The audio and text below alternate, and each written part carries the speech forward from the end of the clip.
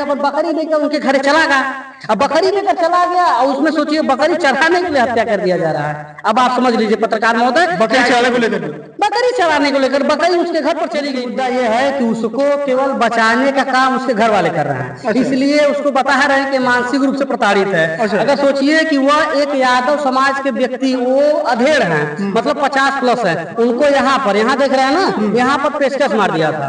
उसके खिलाफ पंजीकृत मुकदमा कछुआ थाना में है, लेकिन ये देखिए सामंतवादियों का गढ़ है। दबाव बनाकर, संभ्रांत लोगों के द्वारा दबाव बनाकर उसको सुलह कराया गया, उसका मनोबल बढ़ा हुआ है। अभी आपसे बताया गया कि देखिए ये घर देख लीजिए किस तरीके से है। एक बच्चे को कुआं में डाल दिया हाथ बांध करके, एक बच्चे को अपने गेट में बंद करके मारा। तो वह केवल दलितों के लिए, पिछड़ों के लिए, या जो अति पिछड़े हैं उनके लिए गुंडा है, उनके लिए घर वाले बता रहे हैं कि मानसिक स्थिति गड़बड़ है, बचाने की कोशिश। बस सेम बात है, घर वाले बचा रहे हैं। अब अगर घर वाले अगर उसके सही होते तो ये घटना ही नहीं करता हो। ये सब चीजें हैं, लेकिन अभी शासन प्रशासन के द्वारा इनको आर्थिक रूप से जो सहयोग राशि देने के लिए कुछ बात किया गया था, कुछ दिख नहीं रहा। इनका घर दिखा दीजिए, ये देखिए इसे चूल्हे से ये लोग अपना खाना बनाते हैं। ये घर है, देखिए 8x8 का कमरा है, बहुत छोटा सा। देखिए मिट्टी भी बोलते हैं, तिरपाल मिट्टी के कमरे में लोग रहते हैं। चूल्हा है, चूल्हे पे खाना बनता है। मुश्किल जीवन गुजारा हो रहा है, जी रहे हैं बस, जीवन कट रहा है बस भाई, जीवन कट रहा है। और लगातार ऐसी घटनाएं क्यों घट रही है यूपी में जब राम राज्य है तो? अरे भैया ये सब कहने की बात है, आप राम राज की बात कर रहे हैं। राम राज किसके लिए है? बाई कास्ट अपर लोग, उनके लिए राम राज है। दलितों के लिए, पिछड़ों के लिए, अल्पसंख्यकों के लिए, मुसलमानों के लिए, अकिलतों के लिए कोई राम राज नहीं है। उनके लिए अभी मंगेश यादव का इनकाउंटर हो गया, क्या गलती थी उसकी? जांच का विषय है, ठीक है। अतीक अहमद को मार दिया गया, मुख्तार अंसारी को मार दिया गया। क्या केवल दलित, पिछड़े, आदिवासी में ही गुंडे माफिया हैं और सभी लोग एकदम साफ सुथरे हैं? आप इंडिकेट में कर रहा हूं, आप समझ जाइए।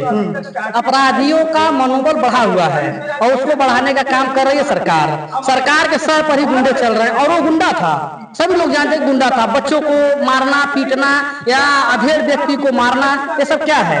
आपने अभी कहा कि ये सामंतियों का गढ़ है मिर्जापुर। बिल्कुल। तो मिर्जापुर से नया कोई बदमाश, नया कोई डकैत खड़ा होना चाह रहा है। अब देखिए डकैत, ये क्या हुआ, गुंडा बन रहा था।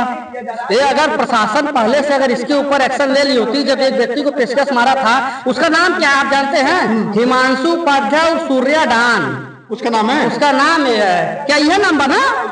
तो महिलाएं हैं, सबसे पूछ लो, सब बता दे, हम सब। उसका नाम है हिमांशु उपाध्याय सूर्या डान।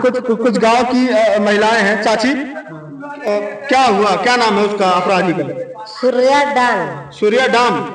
लोग कह रहे पागल है वो। नहीं सर जी, पागल नहीं है, गुंडा है। वो हमेशा चाकू लेके चल रहा है।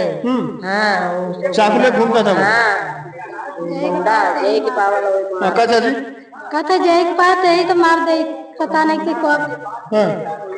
वो तो कह रहे पागल है वो तो। नहीं, बचाने के लिए बोल रहे हैं कि पागल है। वो पागल नहीं है, वो पागल एकदम नहीं है सर जी।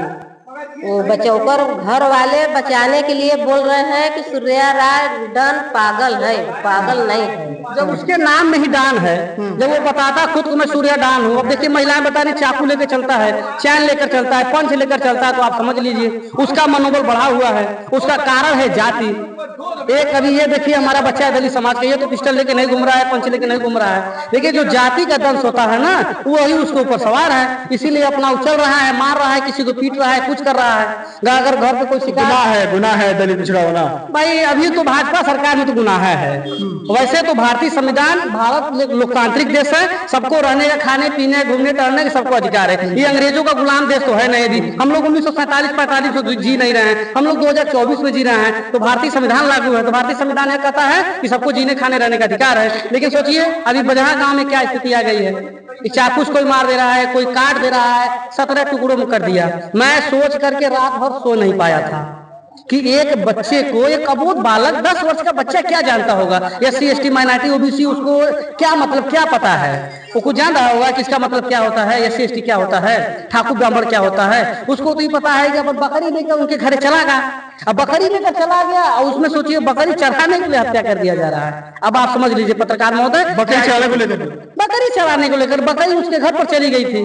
अब उसको अच्छा नहीं लगा, ले जा करके एक मंदिर है, मंदिर में काट करके गाड़ दिया अपना। मंदिर में बरम बाबा का मंदिर है, गांव क्षेत्र में होता है ना। डी बाबा होते हैं, बरम जी, बाबा होते हैं। हाँ, तो पीपल का पेड़ है, पीपल के पेड़ के बगल में बरम बाबा का मंदिर है। अब वो कॉर्नर में ले जा करके गाड़ करके झाड़ और ऊपर से डाल दिया, जिससे कि पता न चले। वो तो घर वाले अपने पूछते पूछते उसी वही बताया कि हमको हमारे यहाँ का यार है, जा मंदिर को खोजा जा, नारा को रिया खोजा जा। तो जब लोग गए वहां, प्रशासन की टीम भी आई और लोग मुस्तैदी से प्रयास किए, खोजे, तब जाकर मिला, तब पता चला। लेकिन अभी क्या है, बंद है वो। अभी एक भाई ने एक वर्ड यूज किया कि जाति का जो दंश है वो जाता नहीं है। आप समझ सकते हैं कि वो अपराधी इतना उसका मन बढ़ गया था कि अपने आप को सूर्याडान कहकर सरेआम हाथों में चाकू और पंच तमाम चीजें चैन में लेके घूमता था। मिर्जापुर है, भाई ने कहा कि सामंतियों का गढ़ है। कैसा सामंतवाद? 21वीं सदी में सामंतवाद, देश में संविधान है, सामंतवाद, लोकतंत्र से सरकारें चुनी जाती हैं और सामंतवाद, कैसा सामंतवाद? जाति का सामंतवाद खत्म होना चाहिए। आप लोग क्या सोचते हैं? इस पूरे मुद्दे पर अपनी राय जरूर दीजिएगा। नमस्कार।